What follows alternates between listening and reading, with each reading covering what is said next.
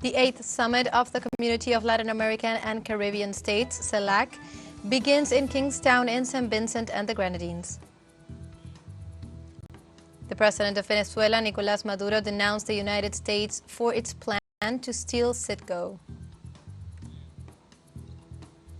And a leading opponent of Chad's ruling junta chief has died in an army assault on the party headquarters ahead of a May election.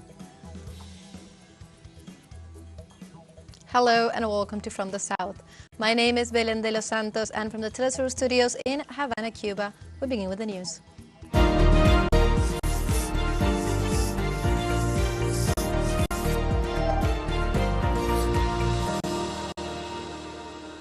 In St. Vincent and the Grenadines received the heads of state and government that are participating in this 8th CELAC summit beginning this Friday. St. Vincent and the Grenadines seals a year at the helm of the Community of the Latin American and Caribbean States, also known as CELAC, with this 8th summit of the bloc and the premise of leaving as a legacy a more inclusive mechanism. Among the leaders to arrive in Kingstown are the President of Brazil, Luis Ignacio Lula da Silva, the Cuban President Miguel Díaz-Canel, the President of Bolivia, Luis Arce, among others. It is expected that the summit, the leaders of the mechanism will advocate for deepening political, economic, social, and cultural integration, in addition to consolidating the ties of solidarity and cooperation among the nations of the region. On the other hand, President of Honduras, Xiomara Castro, will assume this Friday the pro tempore presidency of CELAC, replacing Prime Minister of St. Vincent and the Grenadines, Ralph Gonsalves.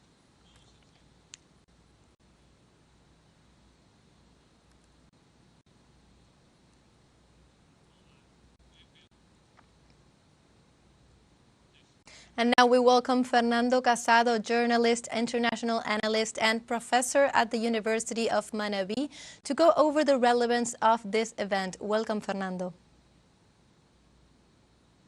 Hello, Belén. Thank you for having me. It's our pleasure. Fernando, this 8th CELAC summit comes at a time of great challenges for the region. Why is this summit important in this context?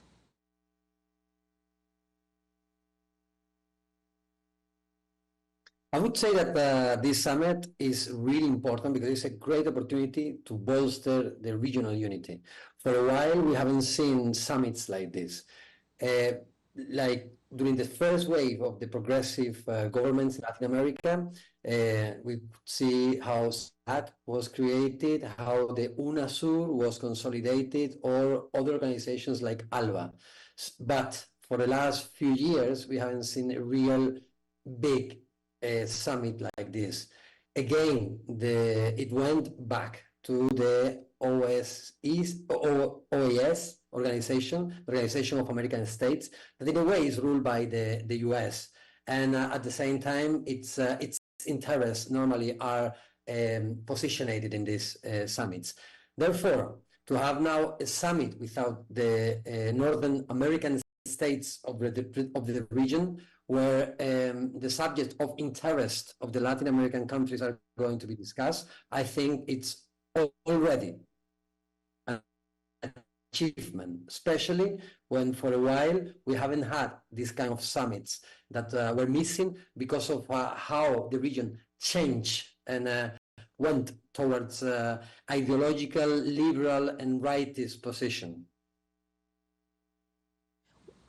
Fernando, world conflicts such as the ongoing genocide in Gaza has represented a major challenge for international mechanisms nowadays, including the UN.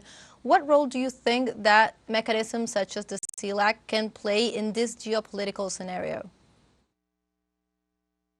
I would say that it's a more diplomatic role at a very low level.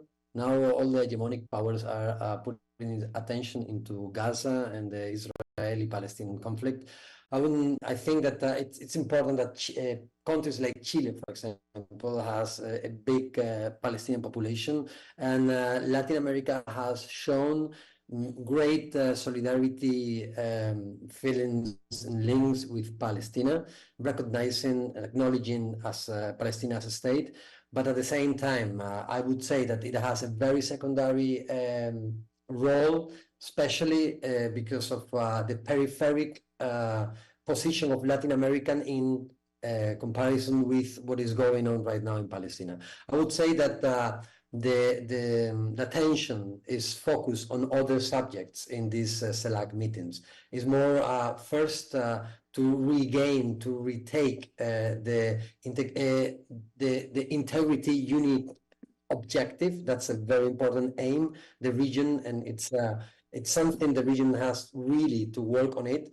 And countries like Brazil, that were supposed to have a very important role in dynamizing again the Latin American integration, now have to show that they really have the muscle to do it, and that they really have the muscle to get the focus on organizations like CELAC and not organizations as the American states.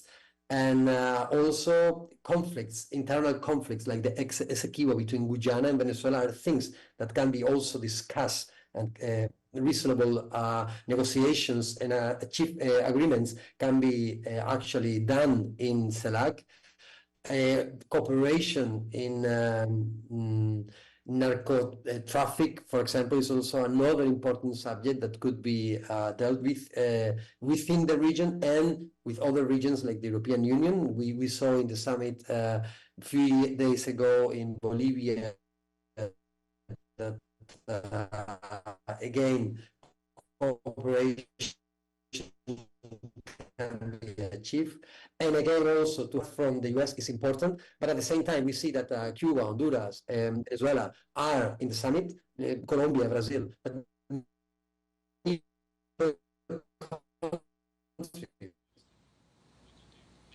we were talking with Fernando Casado, international analyst and also journalist. We were facing some technical difficulties, but he was underscoring the importance of this CELAC summit, basically in terms of international cooperation, and definitely how this bloc, this international mechanism, has been playing a key role in order to tackle issues that are facing the region, but also the world. Now we go to some of what happened today at the opening of the 8th CELAC summit. During the intervention of Rolf Gonsalves, the Prime Minister of St. Vincent and the Grenadines, Rolf Gonsalves stated the following. Let's listen. In Havana, our country is committed to treat with our differences, controversies, and disputes peacefully through dialogue, negotiation, and other forms of settlement in accord with the sovereignty of states and international law. A recent example of this, on December the 14th, 2023, in the Declaration of Argyll, here in St. Vincent and the Grenadines, Guyana and Venezuela agreed to recommit themselves to the Latin America and the Caribbean and a zone of peace, and set up modalities for the maintenance of this peace. And I want to congratulate my friends, the presidents of Guyana and Venezuela, on this remarkable achievement, and the peace is holding, despite dissonances occasionally. And at the opening ceremony of this 8th CELAC summit, music and culture were always also present, as the host country honored its guests with a cultural performance that praised the musical inclinations of the region. Let's listen for a bit, and we'll be right back with more from the South.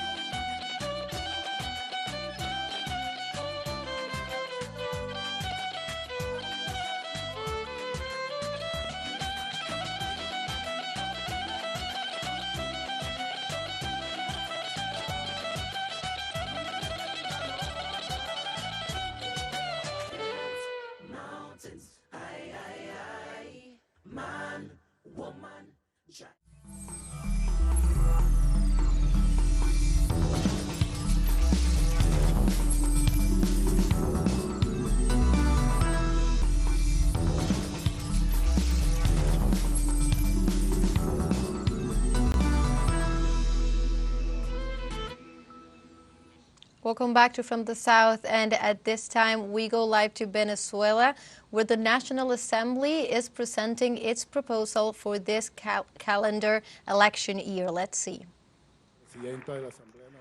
President of the National Assembly, the Secretary General Maria, and the Subsecretary, and each one of the representative of the political fractions in the Parliament, the National Parliament, that we're seeing through the communication media with the participation in the politics to be here today. We've been seeing with a lot of satisfaction this process that has been really similar to the one that we just concluded this December with the referendum, with all the country of Venezuela participate. We have here all of us in the name of the National Council, and we greet to all the members of Venezuela. We welcome to the President, Mr. President, and to each one of you representatives and the Directional Board of the National Council, Electoral National Council. Welcome each one of you. Thank you very much.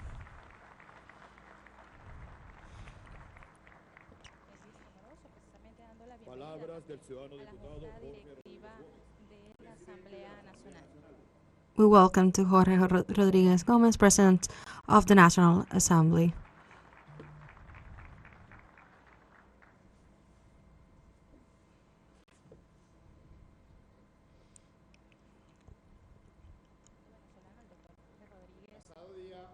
Last day, February 28th, from this year, 2024, the end of a process without a precedent of the historical and political history of our country. This process has been thriving and has been an example in the matter of a way that we have to go as Venezuelans in the matters to solve the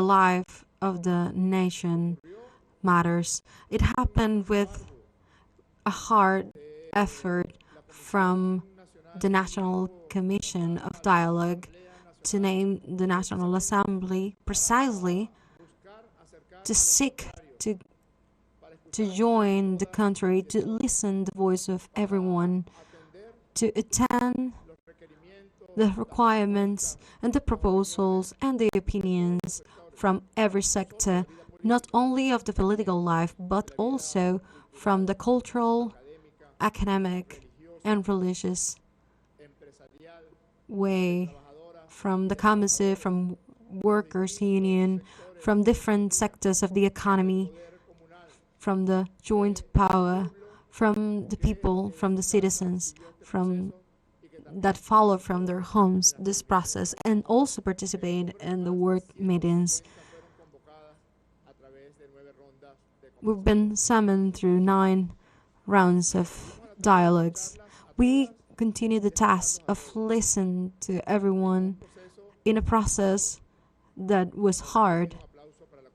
So I request an applause for the Dialogue Commission of the National Assembly that work with strength without looking to political ideologies, but only when one interest to the Venezuelan country thrive. In this process, we plant ourselves to wider, to make more inclusive what we already have initiated, and that ends to a document that has been signed with the Barbados Agreement. It wasn't the first attempt to get together to the factors, the fractions,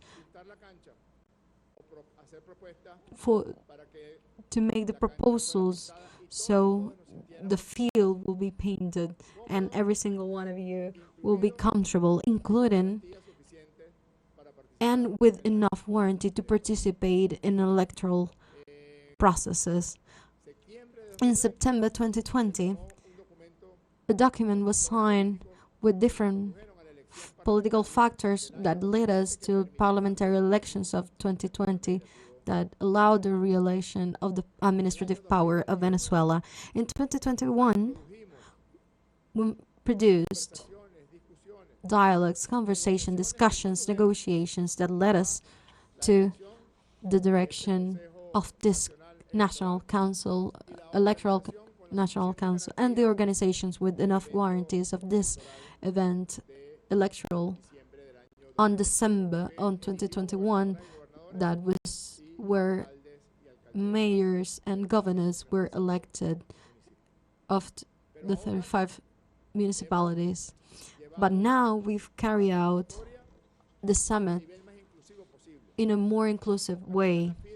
So we have the signatures of the most important sectors in the religion of Venezuela, from businesswomen and businessmen, from countryside men and women, and the sign of 52 different political parties that are representing the 84% of the popular poll if we attend the result of the last elections that we had in Venezuela, the 84%, but also are the 97% of the total of the political parties that have been duly legalized in the National Electoral Council by three principles of dialogue in basic terms. The first, the general principle of the presidential elections of the 2024, and we hear today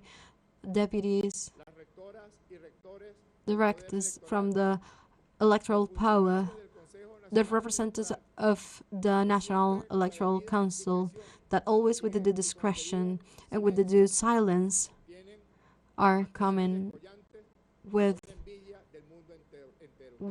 incredible word, making envy the worldwide. So you are the best electoral system of this world. And we're here and listened these voices that seek through waves of lies to change what in an unavoidable way we have as the curse of history. Do you remember that we said in January there's not going to be elections? Maduro, it won't summit the elections. They're going to suspend the elections. But if someone has represented a real record of respect from the lapses that are being put in the Constitution to summit elections from any kind, if someone had respect, that process is in this room right now. Others are not participating, and they're always playing with different agendas. But here, there's only one people, the democracy people. An agenda that's seeking to respect the people's voice and, as usual, the voice of people.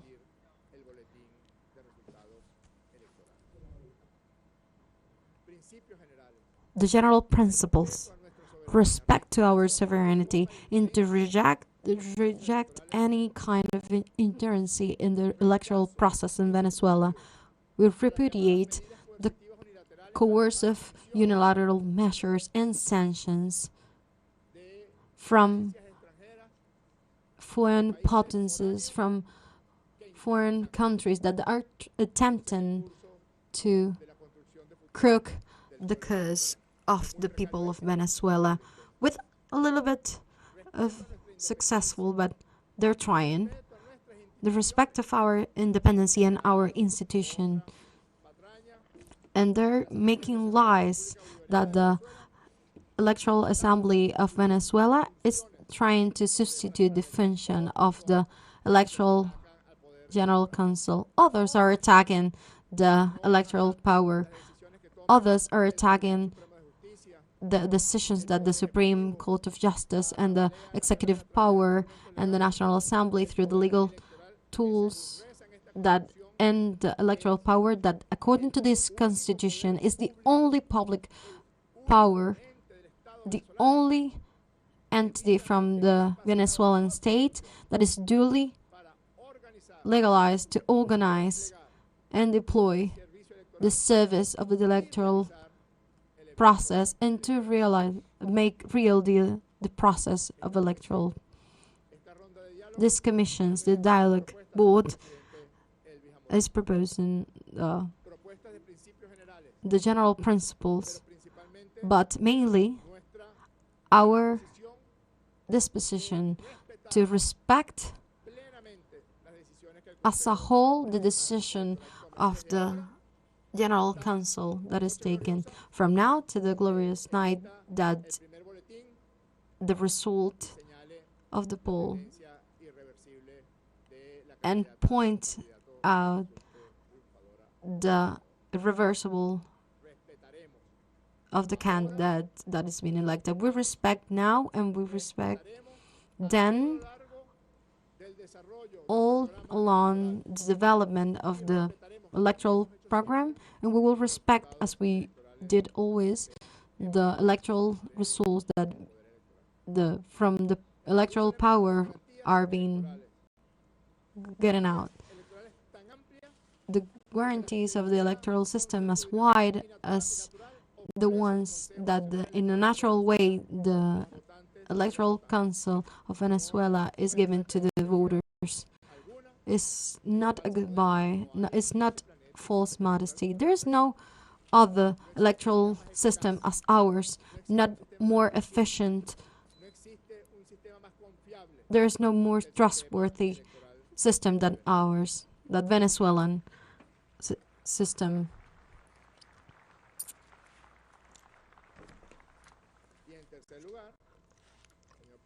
And third, President, the gossip that everyone is talking about. When are going to be the elections? When? The president elections.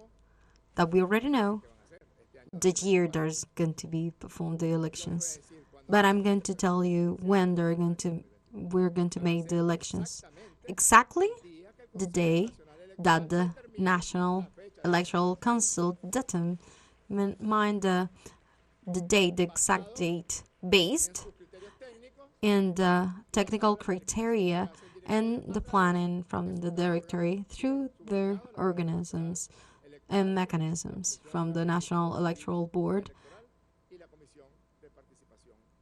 and the Commission of Political Participation, and to highlight, and from here will be the result. We have 27 different proposals of dates from everyone. Some of them propose to make April, May 1st, even I think is a Wednesday. But everyone proposed different possibilities, and all of them were included in this proposal to the consideration of the National Electoral Council from this month to the next one.